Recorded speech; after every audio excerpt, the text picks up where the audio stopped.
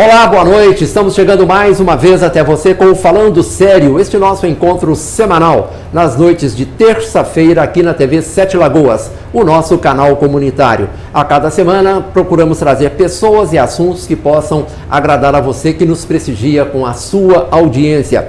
E hoje, com satisfação, temos uma pessoa que, mais uma vez, saiu de Caetanópolis para nos dar o prazer da presença aqui, já esteve aqui uma outra vez, Edna Pires, psicoterapeuta e faz várias outras atividades. Vamos tentar, nesse tempo que nós temos aqui, falar pelo menos um pouco de cada uma dessas atividades. Edna, seja bem-vinda mais uma vez ao nosso programa. Obrigada, Rosalvo. Mais uma vez, vamos bater esse papo aí bacana. Vizinhos aqui em Caetanópolis, né? Vizinhos, uma cidade deliciosa de morar, já falei sobre isso, né, com você. Caetanópolis foi tem sido um momento maravilhoso na minha vida. Você escolheu Caetanópolis ou Caetanópolis escolheu você? Eu acho que tem um mistério nisso aí que você vai saber no final da nossa conversa, tá? Então tem um mistério aí. Tudo bem, então não vamos antecipar. Não vamos. Bom, traça em breves linhas, Edna, sua formação, seu trabalho. Ok, eu trabalho com o ser humano de forma mais direta, sou psicanalista. Faço clínica, né? Atendo clinicamente há alguns anos e sou gestora de recursos humanos também. E tem um pouco de teologia e um pouquinho de cada coisa. Quer dizer, uma visão holística do ser, né? Do ser humano, não é isso? Faço questão disso. E parece que hoje a ciência está tendo consciência de que isso é importante, né? Com certeza. A integração hoje, né, o integrativo, essa medicina integrativa, tanto mental quanto física, quanto as duas coisas, hoje é tudo, né? É um momento muito novo e muito importante para nós. E você trabalha num ambiente que não poderia ser melhor para isso, né? Trabalho no meio da natureza, não tem como. Então, a gente mesmo ali, a cada dia já se transforma, porque a natureza ensina muito a gente se transformar. Não tem como. Às vezes, no lugar que você planta, você não colhe, no lugar que às vezes você não plantou, você colhe. É uma coisa, tem aquela coisa de o que você planta, você colhe, claro que é verdade, a gente está falando de frutos, mas às vezes eu fico percebendo que a própria natureza, ela se reproduz, ela é incrível. Ela não precisa tanto da gente assim, não. Ela é violenta. Ela é autossuficiente. Ela é autossuficiente. Às vezes eu, na minha pequenez ou no meu pouco conhecimento, como dizer o seguinte, olha, primeiro, a natureza é perfeita. E ela, apesar de ser tão agredida por nós, por esse bicho homem que chegou aqui, porque os outros não agridem a natureza, apesar de tudo isso, ela não nos agride, ela se reinventa a cada dia, se renova. Eu penso assim. Não é? Ela é forte, a natureza é forte, ela está interligada com Deus, com a criação, ela faz parte, nós também fazemos, mas infelizmente aí entra um pouquinho da psicanálise, de outras ciências, a gente vai entendendo o porquê que nós passamos a ser um tanto destruidores, né? E valores também, né? Porque, por exemplo, as pessoas que degradam a natureza pensando no benefício material, dinheiro, enfim, ela não está pensando na próxima geração, ela está pensando em si. Isso. Não é? E Marcos Viana, naquela canção, os filhos dos nossos filhos, e hoje não se pensa nisso, ao jogar um lixo, ao não reciclar, ao não cuidar da sua própria casa.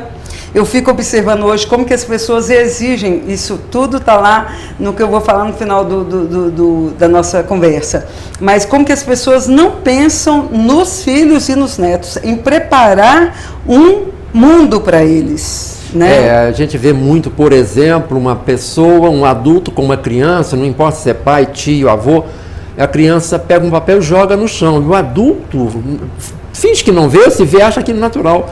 Meus filhos nunca fizeram isso, porque quando eles eram pequenininhos, eu não deixava que fizessem e mostrava por quê. Porque não basta, não pode, você tem que justificar, não é? Porque, mas é um papel, mas se cada cidadão jogar um papel, aí vem a chuva e o bueiro está entupido, para pensar no mal menor. Exatamente. Então, lá eu em particular, ando com um saquinho quando eu vou fazer uma caminhada, quando eu estou andando, às vezes eu paro o carro, pego um saco de lixo, pego um papel, porque eu me preocupo muito com isso. E nesse período de chuvas a gente vê toda hora no noticiário, mas olha, as bocas de lobo são limpas toda semana, mas não adianta ficar limpando, porque as pessoas vão jogar coisas lá. Um dia eu vi uma pessoa com um copo plástico, ela forçando para o copo plástico cair dentro do buraco. É triste. Quer dizer, o copo estava resistindo em não entrar, mas ela forçou tanto que ele entrou. Infelizmente. É uma cena muito triste. Mas a gente vai entender um pouquinho na nossa conversa por que o ser humano chegou a isso. Pois é, então vamos começar o seguinte, Edna, eu vou te fazer uma pergunta que eu já fiz a outras pessoas, a outros profissionais que estiveram aqui. Todo mundo precisa fazer análise? Olha, na minha opinião, se eu não estou realizado, se eu não me sinto completo e íntegro, eu acredito que algum ser humano que não esteja com uma vida toda equilibrada, porque eu acredito que nós, seres humanos, nascemos para sermos felizes. Não tem nenhuma outra missão. Ninguém nasce para ser mal. Não tem nenhuma outra missão a não ser eu tenho a responsabilidade de cuidar de mim e de ter uma vida boa, feliz. Então eu acredito que enquanto eu não tenho uma vida equilibrada financeira, emocional, profissional, mental e física legal, está faltando alguma coisa. Tem alguma coisa deslocada. E, segundo, o que eu penso é sempre dentro de mim, nunca fora. O ser humano tem uma tendência de culpar a todos. Eu culpo o governo, eu culpo o meu marido, eu culpo a minha esposa, eu culpo os meus filhos, eu culpo as pessoas, os meus pais, principalmente, mas eu acredito que a responsabilidade é nossa. De falar assim, tem alguma coisa deslocada, deixa eu buscar dentro de mim o que está deslocado e por quê. Por que minha vida financeira não está boa, por que tem doença, por que está acontecendo, minhas relações não estão legais.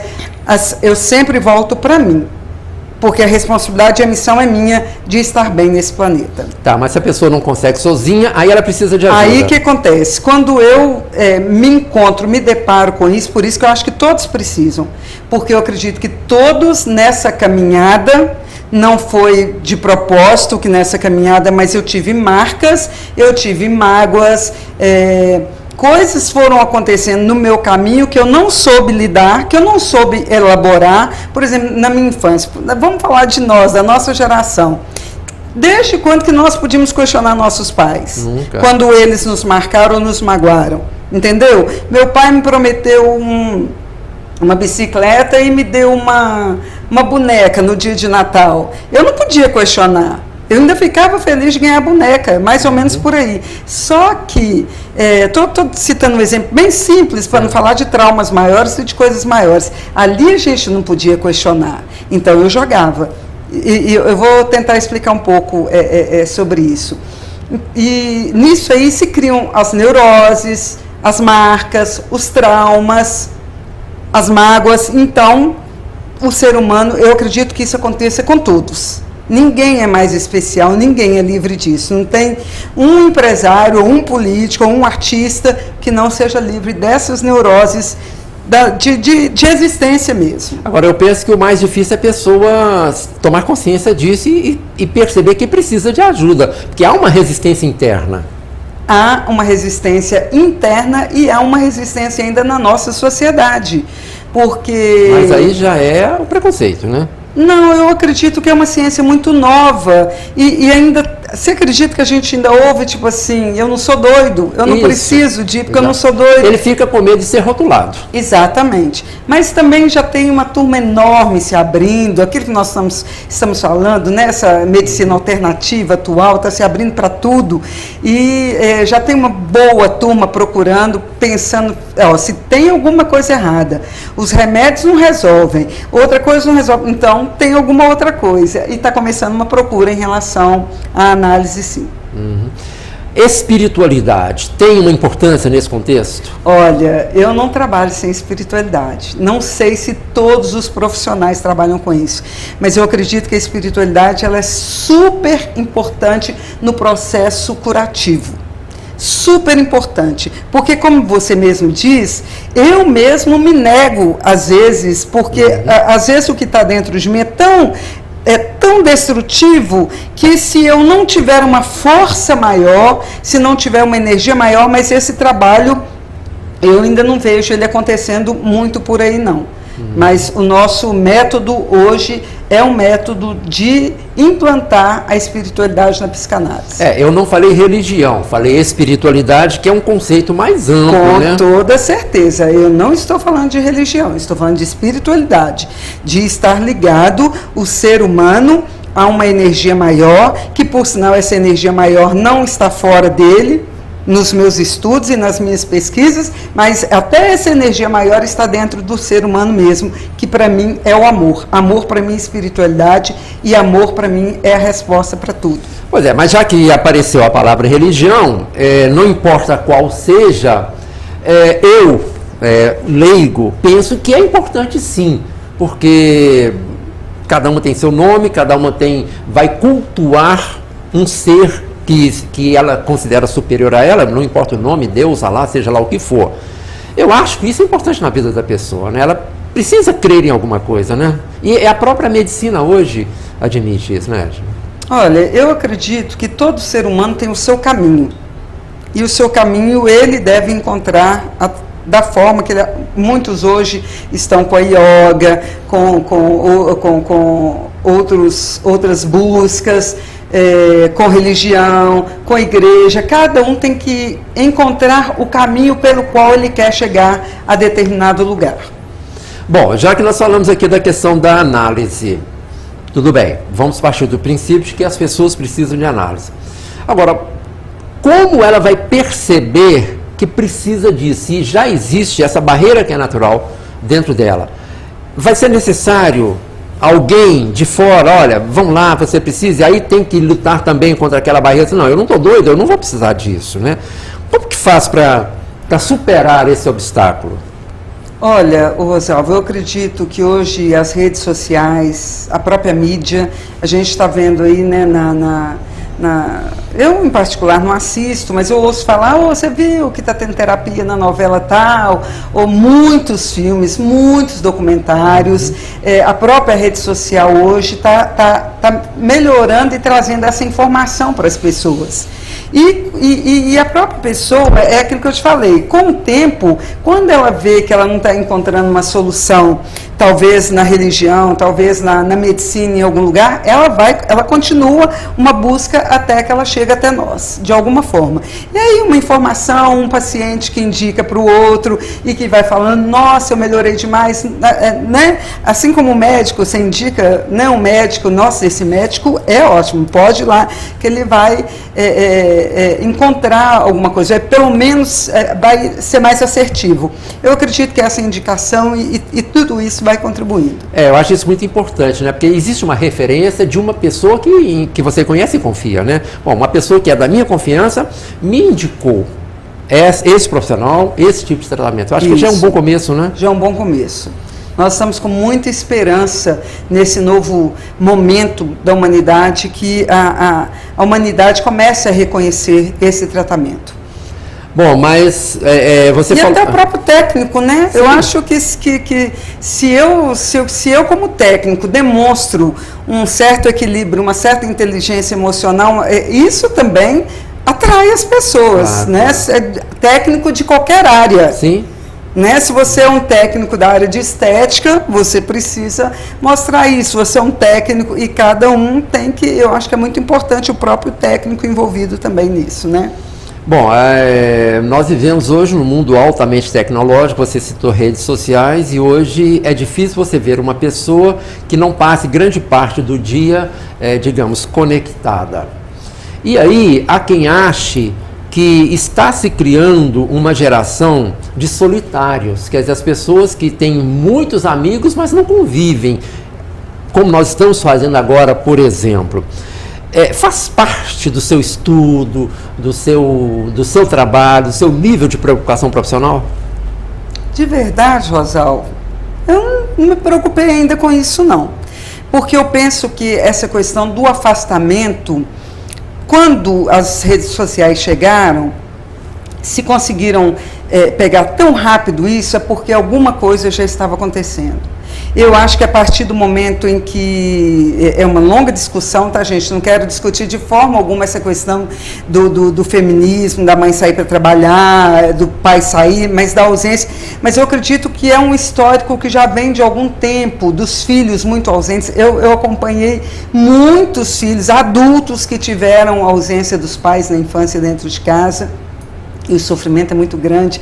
Criança precisa de pais, sabe? Mesmo que não sejam os pais, que tenham outros pais, mas que criança precisa de afetividade. A criança, todos nós precisamos, mas a criança, mais do que qualquer outra fase da nossa idade, é a que mais precisa de afetividade. Então, eu acredito que já é um histórico que já vem e que só foi se acumulando, se acumulando. Eu não vejo hoje que as redes sociais é a única culpada pela falta de afetividade, não. Eu acho que já existe há algum tempo uma preguiça de se relacionar, uma preguiça de contactar um com o outro, né? Eu estava conversando com alguém agora que me disse que ele substituiu, ele não quis ter filhos, substituiu pelos animais. Poxa, hoje meu cão está fazendo 8 anos de idade, é aniversário do meu cão. Mas eu não vejo isso em hipótese alguma, substituir um ser humano por animal. Eu não, assim, isso está completamente fora de cogitação da minha mentalidade de vida, sabe? Eu acredito que nós, seres humanos, sabe por quê? Eu falei para ele, falei assim, sabe por quê? Porque amar o outro, conviver, aceitar os limites do outro, é o nosso maior desafio aqui na Terra. E está todo mundo voltando atrás, está todo mundo regredindo nesse desafio. Poxa, que desafio que eu tenho! Se você não tiver suas falhas e eu precisar te perdoar, aí vem aquele grande mestre, aquele grande personagem, que eu sou encantada com ele, que me representa, que é a própria vida, que é Jesus Cristo, que fala assim, perdoa 70 vezes 7. Você perdoa 70 vezes 7? Como? A gente tem uma dificuldade. Se você não quer mais grande. Que ninguém te magoe. Acho que é inerente à condição humana, essa dificuldade de perdoar. Por isso precisamos da espiritualidade. Não, às vezes eu me pego, vou te dar um exemplo, às vezes eu pego, por exemplo, estou assistindo a um noticiário na televisão que está sendo terrível atualmente, aí eu vejo, por exemplo, alguém matou uma criança de 7 anos, e a mãe fala assim, eu perdoo esse homem que matou meu filho. Assim, puxa vida, essa mulher é tão melhor do que eu, ela é tão maior do que eu, ela é tão mais sublime do que eu não me sinto capaz, eu não me sentiria capaz de perdoar. Quer dizer, ela está muito acima de mim. Eu não sei se é uma falha minha, se é um defeito meu, se é algo que eu preciso trabalhar. Tanto é que eu estou te falando, Rosalvo, que perdão é uma coisa muito complicada, por isso que é mais fácil cuidar dos animaizinhos. Sim. É muito difícil conviver. Aquela mulher perdoou um homem lá que matou o filho dela. Agora imagina você conviver com alguém que talvez te agrida todos os dias, que dentro de casa, te agride às vezes não só com palavras, mas que aquele tonzinho, aquela alfinetada, então assim, conviver, estar perto de pessoas, enfrentar esse desafio do amor e do perdão, que para mim perdão é amor, se não tiver perdão não existe amor. Esse é um desafio muito difícil, mas em compensação é um desafio que eu acredito que nós possamos sim como seres humanos alcançar, porque senão a própria energia da vida não nos daria como desafio. Bom, você falou em afetividade, eu vou lembrar de uma palavra que rima com essa, que é autoridade. Eu penso também que os filhos, e principalmente essa geração, não a nossa, porque o pai e a mãe falavam e nós calávamos-nos, né?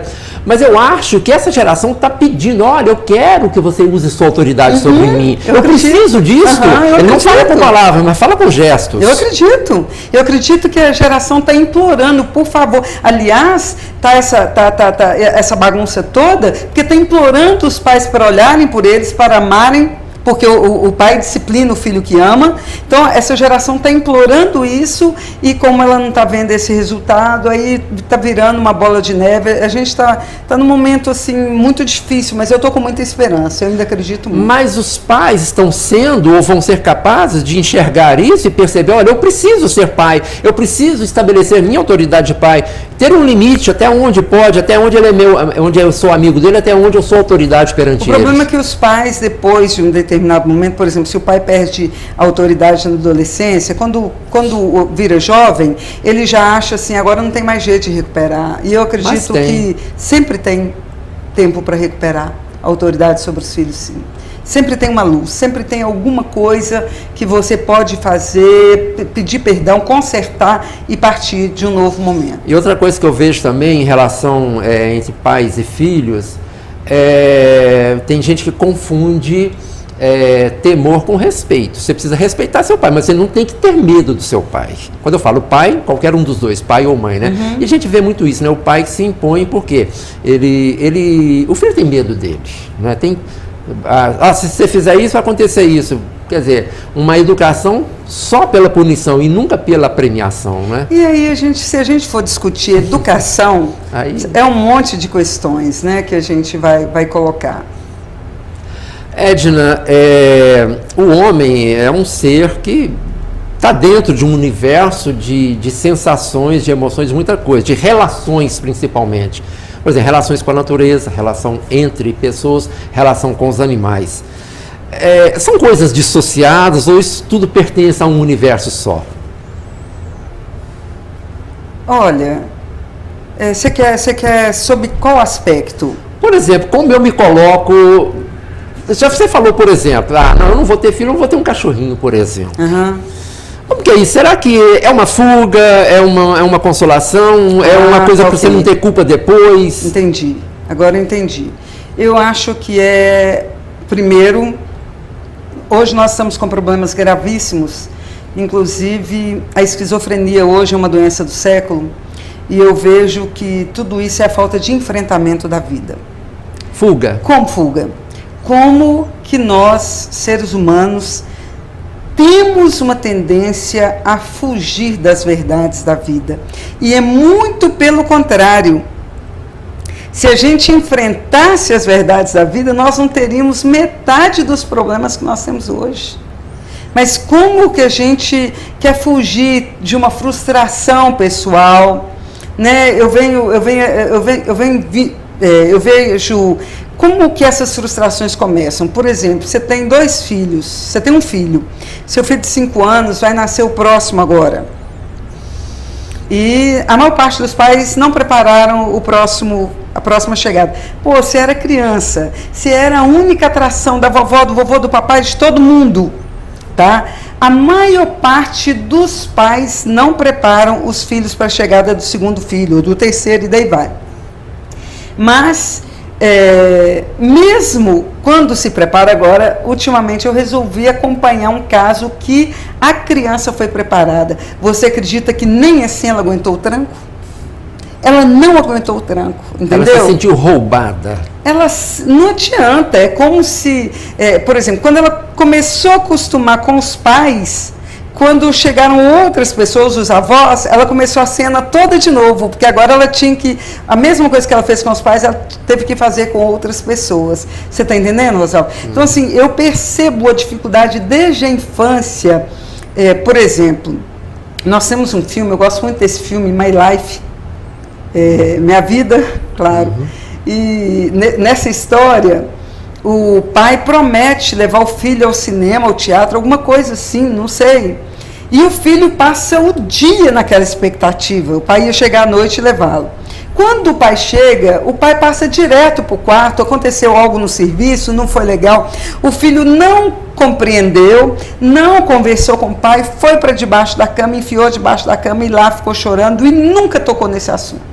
Mas ele guardou aquilo em algum cantinho da mente dele, né? No filme está bem claro, câncer no final.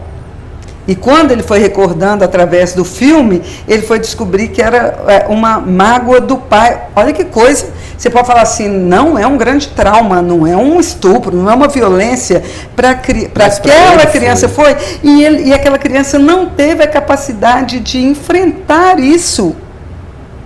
Entendeu? Ela não teve. Tem um outro filme também, Duas Vidas, com Bruce Willis, onde ele é um adulto super...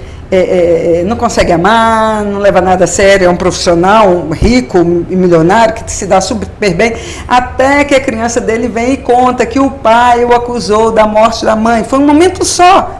E ali ele desenvolveu uma vida toda desgovernada, às vezes por causa de pequenas coisas que nós não enfrentamos, que a gente foge, e hoje nós temos fugas através todo mundo critica a droga, o cigarro, a bebida, mas nós temos inúmeras fugas. Estudar, trabalhar em excesso, querer ganhar dinheiro demais, são tantas fugas. E o que isso está acontecendo? Isso está fazendo do nosso planeta um planeta esquizofrênico, sem a capacidade de enfrentamento. Nós já estamos caminhando para o final do primeiro bloco, mas eu quero, para não perder a oportunidade, você falou a questão da chegada do irmão, daquele que já é filho único. Aí eu fico pensando, é mais fácil para aquele menino que durante um tempo, aquela criança durante um tempo foi filho único. Bom, é para ele difícil receber o segundo irmão. Receber o primeiro irmão, receber o segundo irmão vai ser menos penoso para ele? Ou não há uma relação direta entre as coisas? Depende. Há casos e casos. Eu tenho um caso que a irmã mais velha, quando recebeu a primeira, ela teve menos problema que quando veio a segunda. Quando veio a segunda e que chamou realmente a caçulinha, que chamou realmente a atenção dos pais, ela já teve vários casos de tentativa de suicídio. E ela deixa claro, desde que essa irmã nasceu. Não existe fórmula? Não existe fórmula. Você tem que estudar cada caso. Nós estamos aqui realmente detectando a falta de enfrentamento das pessoas. Acho que a origem é isso, né? Nós estamos aqui tentando detectar isso. E aí vai no seu dia a dia, por exemplo, aí você cresce, aí sua namorada te dá um fora, você não tem peito para falar assim, eu vou ficar 1 mês de cama, eu vou morrer, mas eu vou sofrer essa perda. A namorada te dá um fora, à noite você já está com os amigos tomando uma cerveja, ou senão você já está rindo com a família, quase morrendo por dentro. Mas aí você já começa a criar um personagem. E aí, um caso após outro, o emprego te manda embora, você fica sem graça, mas você fala, não, tudo bem, eu já estava querendo sair mesmo. Nós não tivemos uma capacidade de falar assim, eu vou para a cama, porque eu estou quase morrendo de tristeza e de dor. E ficaram ali um tempo, até se restabelecer e falar assim, não, agora eu melhorei, não vou morrer por causa de uma namorada, eu não vou morrer por causa de um emprego. Mas foi fato, você enfrentou, você entendeu? Bom, eu vou extrapolar o tempo aqui, porque eu não vou perder isso que você falou. E enquanto você falava, me veio à mente uma palavra, luto. Quando se fala em luto, pensa-se imediatamente em morte, mas eu acho que não é necessariamente.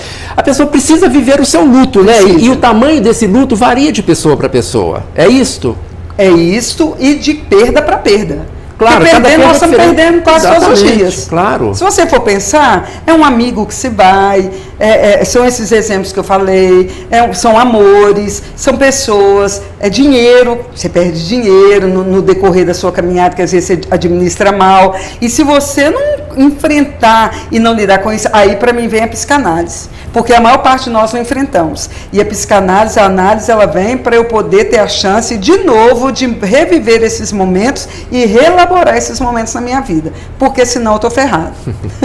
É isso aí. O importante é que sempre tem alguém a quem você possa recorrer e certamente vai lhe ajudar. Estamos recebendo aqui a Edna Pires, psicanalista, que vem falar hoje desse universo tão complicado que se chama ser humano. Daqui a pouco nós voltamos.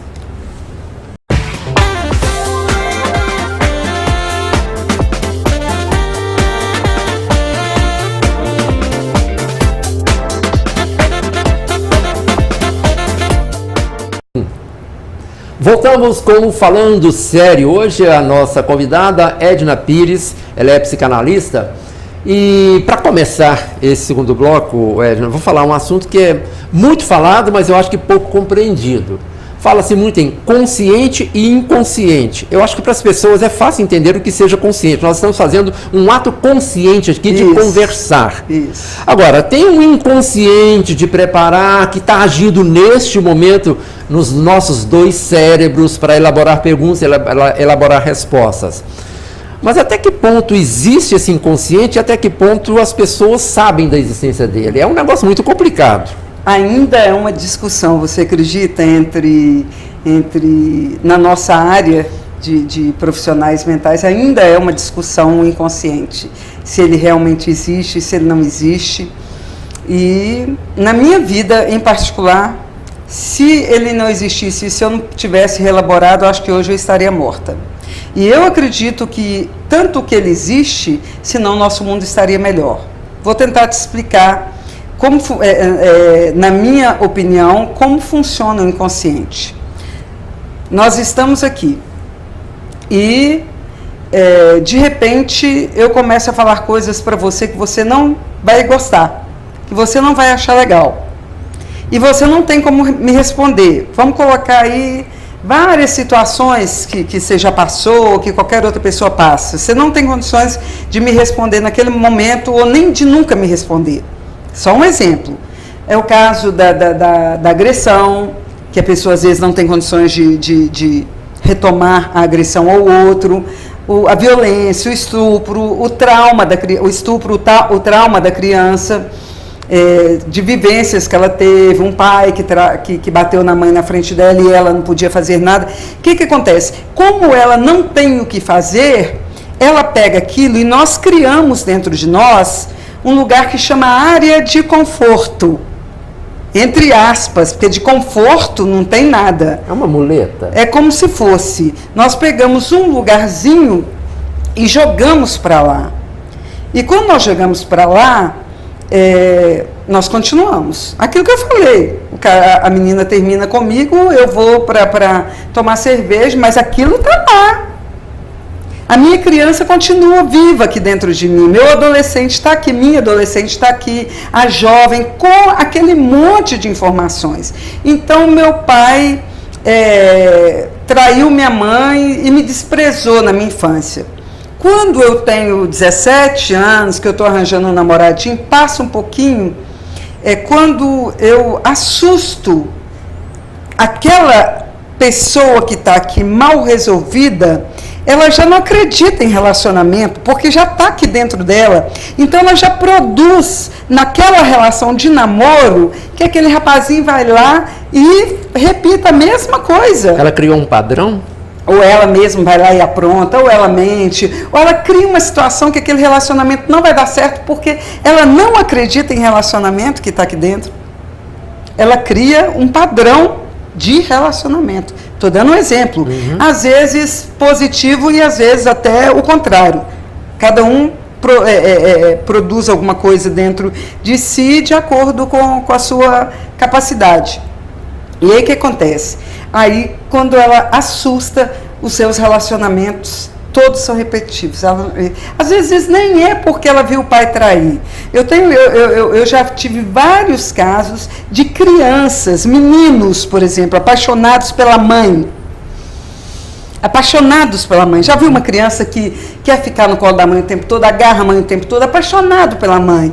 E quando ele cresce, ele conhece outras mulheres e é como se o padrão da mãe ele não encontra nas mulheres o padrão da mãe. Nenhuma vai servir para ele. Nenhuma vai servir. Aí ele mesmo avacalha a relação, ou a outra pessoa avacalha. Ele arranja uma forma daquelas relações não durarem.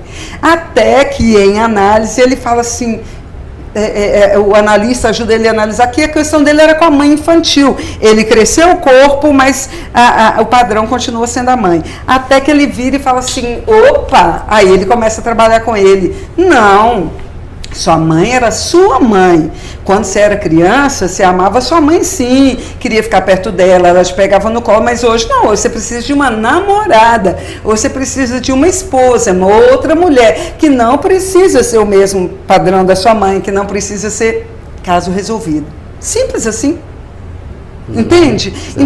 Então para mim, assim, o inconsciente existe e ele está gritando aí o tempo todo.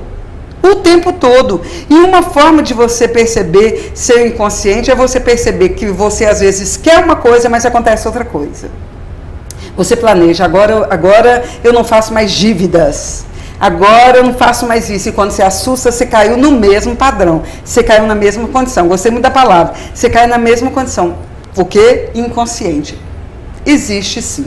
Mas também aí o que acontece? A pessoa acaba aceitando isso como algo inevitável, que ele não pode mudar, e isso acaba atrapalhando a vida dele. A maior parte porque eles não têm consciência do inconsciente. Eles não têm noção de que alguém de dentro deles, do passado deles, que está comandando. Aí a gente começa, através de uma conversa dessa, sabe, Rosalba? Quero até agradecer a conscientizar as pessoas que existe isso sim. E que as pessoas nos assistam para entenderem que elas podem mudar a vida delas sim, reelaborando todos esses padrões. Não existe um destino traçado e inalterável, não, né? Até a palavra destino é muito contestada, não é isso? Porque a pessoa pode traçar o tipo de vida que ela vai ter e num determinado momento mudar esse rumo. Ela pode pegar a história dela, a vida dela nas mãos dela e começar a fazer esse trabalho sim.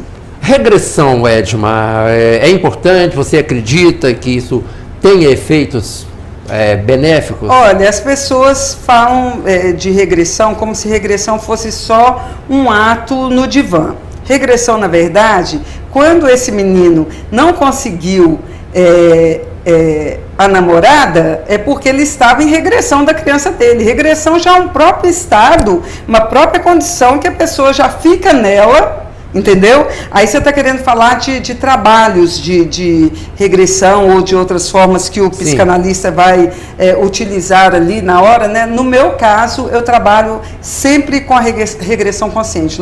Nós trabalhamos através de conversas. Entrevista, a pessoa vai contando. De conversa, ela vai contando, ela mesma vai ouvindo. Porque se você for observar, você sabe a sua história. Mas quando você começa a contá-la, você mesmo ouve. E quando você ouve, você começa, então aconteceu isso, e você vai lembrando, e você vai abrindo mais espaço, vai abrindo e vai lembrando, até que vem uma emoção, vem um fato, e é muito legal, é um trabalho muito bacana. E dá resultados, realmente. Dá resultados. Quem sou eu, né, se não fosse esse trabalho na minha vida?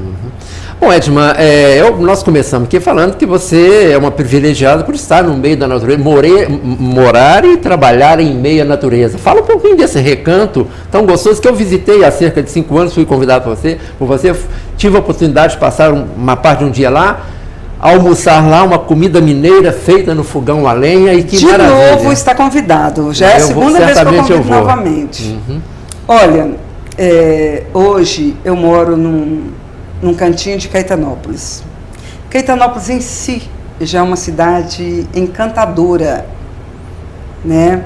E eu vou adiantar um pouquinho, já que você está falando, nós estaremos lançando agora, eu acredito que em maio, Rosalvo, da autoria minha, Joane Silva e Adriana Andrade, que é da cidade, que é ex-secretária de Cultura, nós estamos lançando o livro da história de Caetanópolis. E o livro chama O Mistério da Terra de Clara Nunes.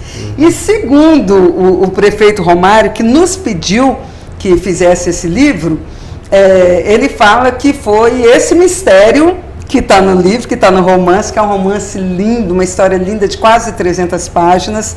Ele fala que é esse mistério que nos levou para Caetanópolis. Então, como você perguntou no início, se Caetanópolis que nos achou, se nós que achamos Caetanópolis, eu acho que esse mistério foi uma conjunção. Esse mistério nos trouxe a Caetanópolis. E eu diria que um dos melhores lugares para se viver é aquela cidade.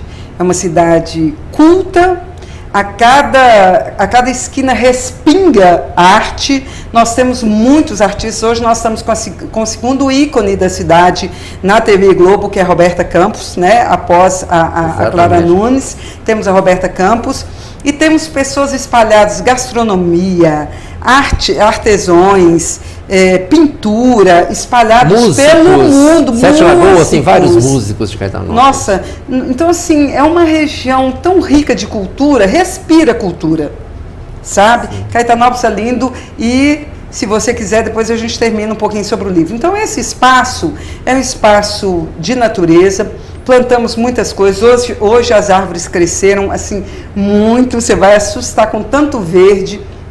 E eu penso que nós estamos num momento de... Eu vejo um mundo que está voltando para a sua essência. Eu acho que nós vamos acabar voltando para a essência. Eu acho que estamos precisando... É um ciclo que vai se fechar. Eu acho que a gente está precisando voltar para a natureza, para o verde, para curandeiros de folhas, sabe? Para benzedeiras. Os xamãs lá dos índios, né? Por que não? Dos índios e do mato, né? Sim. Nós temos xamãs no Brasil todo que estão aí paralisados, desperdiçados. Nós temos pessoas que curam. Outro dia eu estava vendo lá na Paraíba uma senhora de 105 anos, parecia que tem 70, uma curandeira, com uma força toda, e o neto dela falou assim, ela cura mesmo, as pessoas vêm e depois dão notícias de que estão curadas. Então eu acredito que nós estamos nesse êxodo, sabe, de trazer de volta, se bem que é saída, né? Mas nós estamos precisando resgatar trazer de volta para o êxodo rural, para essa vida. Mesmo que seja nos grandes centros, acho que está todo mundo procurando alternativa, porque está todo mundo chegando à conclusão que não dá. E eu encontrei esse lugar em Caetanópolis, e eu sou muito grata à cidade. Lá nós tivemos a oportunidade, eu e Jones Silva, de escrevermos 8 livros. Né? Nós temos hoje De Onde Vim, Onde Estou, Para Onde Vou, o livro sobre Monte o Seu Quebra-Cabeças, e conheça a sua história, a sua realidade, a inconsciência da riqueza, Edredom, Eu, Gay e Deus, polêmico, ainda não saiu, tá? Já está pronto, mas não saiu. Escrevemos uma história de uma mineira que mora na Suíça, que chama Ana Kolbe, a história de Ana Kolbe, de Minas para a Europa, que fala 7 idiomas, uma história explicando como que funciona essa viagem para fora, tantos brasileiros que querem ir, e ela vai explicando quais são os processos muito legais. Temos esse livro e estamos agora lançando o de Caetanópolis. Eu tenho uma relação afetiva com Caetanópolis. Durante 3 anos e meio eu trabalhei lá. Um determinado momento da minha vida, eu tinha um tempo livre, fiz um concurso para professor em Caetanópolis e, por acaso, quis o destino que eu passasse. E durante 3 anos e meio eu trabalhei lá. Foi um período muito bom, que eu conheci pessoas, conheci mais a cidade. E, por coincidência, o prefeito era o Romário.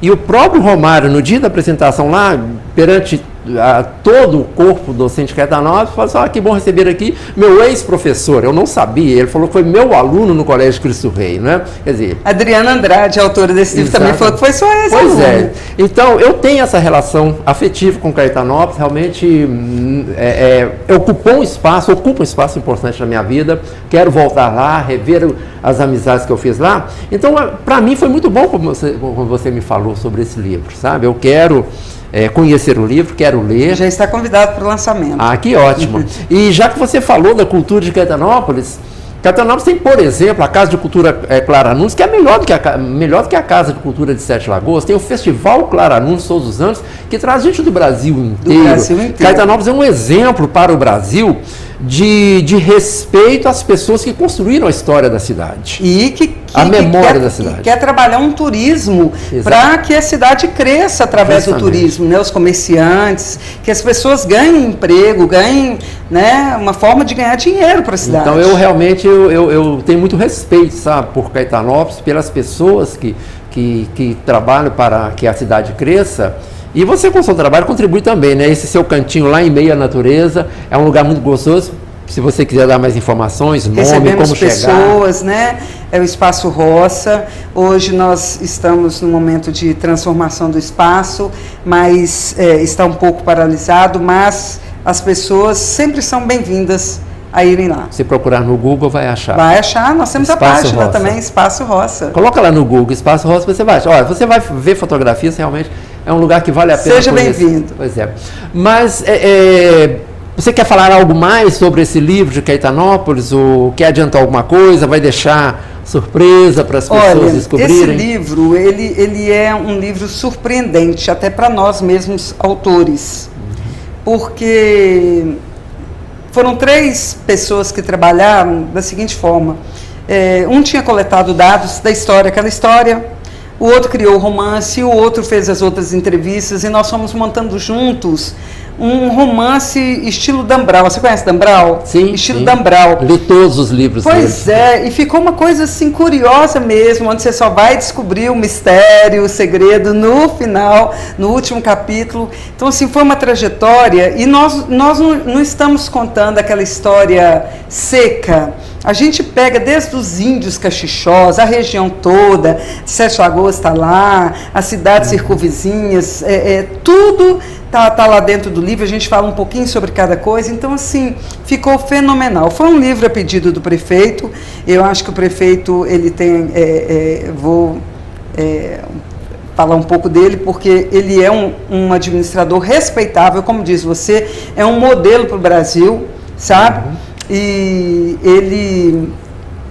ele nos pediu isso. Ele falou assim: olha, já tem o festival, tem o memorial, vai ter a casa da Clara Nunes restaurada agora, no governo dele. Aquela casa que estava quase caindo? Aquela casa quase caindo. Está sendo restaurada? Ele conseguiu, foi perdido, e agora ele conseguiu recuperar e será restaurada. Eu a visitei quando ela era uma tapera abandonada. Pois é, mas vai ser restaurada agora. E fora o que ele faz com a educação está crescendo assustadoramente, muito treinamento, muito preparo, né? E nas outras áreas, saúde e outras áreas. Mas quando ele nos procurou pedindo esse livro, nós fizemos uma surpresa para ele, foi muito legal, né? E a gente fez essa surpresa para ele. Ele falou assim: poxa, eu pensei que isso era para o final do mandato e já está aí, né, no segundo ano. Ele ficou muito feliz, porque eu acredito que o livro pode ser das pontas de atração turística também para Caetanópolis, porque o Brasil inteiro, o mundo inteiro poderá ler e poderá conhecer a cidade por ali. Já é conhecida por Clara Nunes, agora por Roberta Campos, que você ouve no rádio, vê na televisão. Um dia eu estava assistindo Acho televisão. Que ela está com 4 trilhas sonoras atuais. Em novelas, inclusive. Me deparei com um programa de 1 hora na TV Cultura de São Paulo, só Roberta Campos, né? Então isso é muito bom para a cidade. Assim como houve um momento que Sete Lagoas era conhecida no Brasil inteiro por causa do Zacarias, que todo domingo falava-se Sete Lagoas, o Mineirinho de Sete Lagoas. E, quer dizer, é uma propaganda de graça para a cidade. Agora, é necessário que os dirigentes da cidade saibam usar isso em benefício da cidade, o que infelizmente não aconteceu com Sete Lagoas.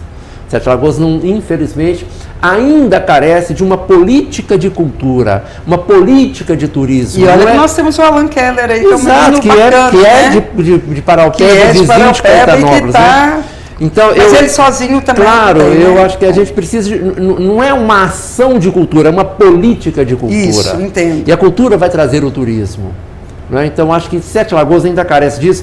Espero que alguma administração pública, eu não vou falar prefeito não, porque o prefeito sozinho não faz nada, mas uma administração pública tenha capacidade de enxergar isso e dar a Sete Lagoas, por exemplo, um teatro à altura da importância da arte que se produz nessa cidade. Assim como Caetanópolis tem uma Casa da Cultura que, pelo tamanho da cidade, é suficiente para a produção artística da cidade. Né? E quando precisa de outros espaços, a rua está lá para fazer o Festival Clara Nunes. Então isso é muito importante, as pessoas abraçam, né? Ô Rosalvo, e infelizmente as pessoas não entendem a importância disso, porque todo mundo acha que, por exemplo, o prefeito só gosta de cultura, como se cultura não fosse nada. Se você não oferecer para a população, você pode ver, se você for em alguma cidade com festa, onde tem um estilo de música, vai ter violência. Se você for numa festa que tem um outro estilo de música, vai dar zero violência. O que isso quer dizer? Que a música, a cultura e a arte, ela influencia sim na vida do cidadão. Tem esse poder. Ela influencia na vida do jovem, na vida do adolescente. O adolescente, ele que for criado numa cultura dessa, ele tem muito mais condições. Tanto é que não tem... raramente eu sentei com algum jovem, com algum adolescente daquela cidade, que não é um gênio, que conversa sobre tudo, conversa sobre política, sobre cultura. Eles sabem de tudo, são meninos inteligentíssimos.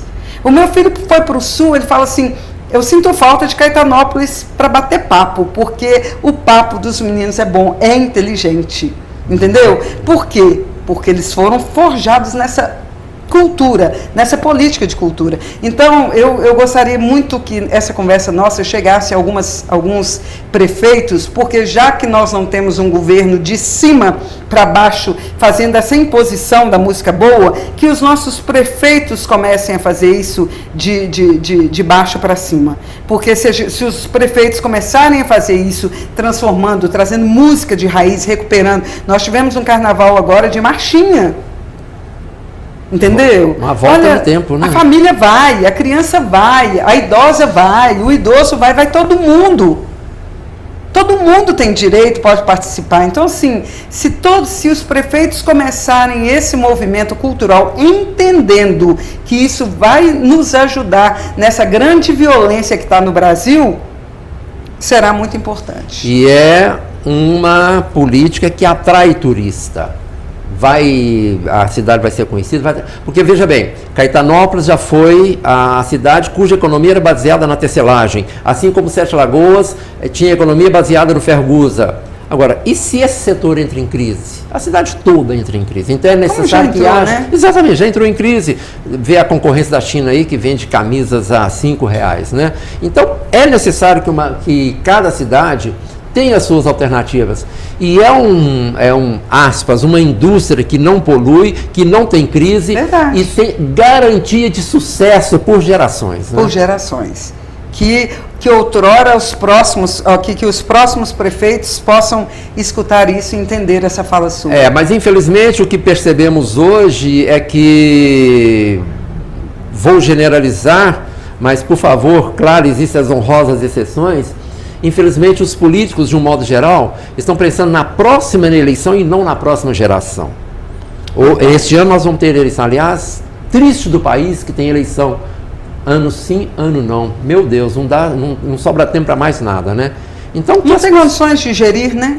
Não tem como, né? Agora, tem outra coisa também. Você, como psicanalista, pode analisar bem isso, né? Aquela coisa que foi falada aqui hoje, de transferir a responsabilidade para o outro. Uhum.